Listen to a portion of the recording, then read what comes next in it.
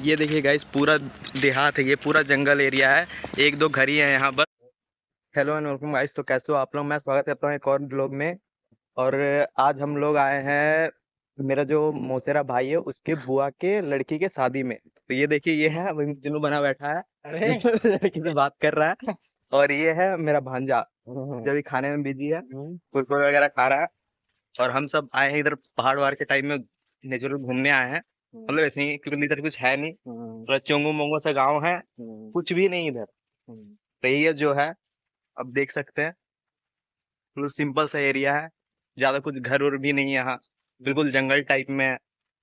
जो एक दो घर है वही घर है बस, दूर दूर तक कुछ भी नहीं है। अब मैं पीछे का बैकग्राउंड दिखाता हूँ आपको।